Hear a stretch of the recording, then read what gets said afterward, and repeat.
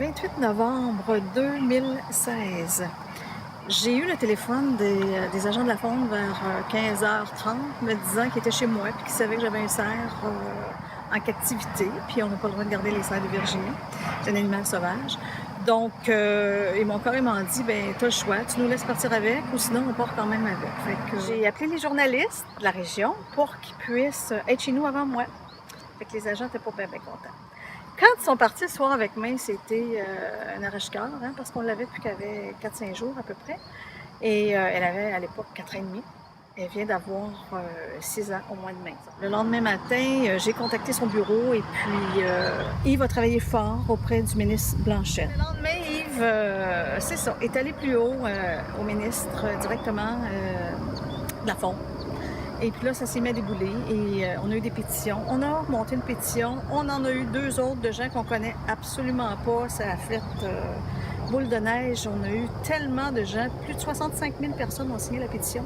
4 jours après, nous l'a reporté avec un permis à vie. C'est sûr qu'on a payé nos amendes parce qu'on s'est engagé à ça.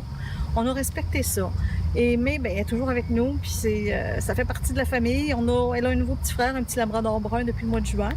Elle vit comme un chien, mais elle a quand même son côté sauvage. Donc de là, elle a un grand territoire que certains animaux n'ont même pas.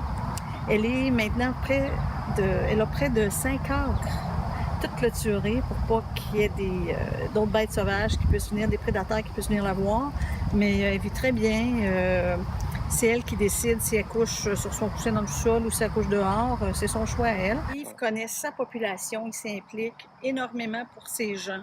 C'est un gars de terrain. Il est là, il fonce avec nous. Je suis pas convaincue que ça aurait pu arriver ailleurs, malheureusement. Parce que je sais que dans d'autres villes, d'autres circonscriptions, il y en a qui ont vécu le cas sensiblement comme moi puis qui n'ont pas réussi à avoir l'animal.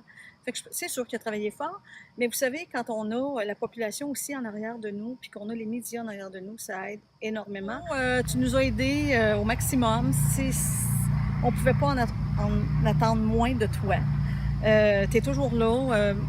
Quand c'est le temps d'être là, tu es là pour ta population, tu es là pour tes gens. Donc, chapeau, Yves Saint-Denis.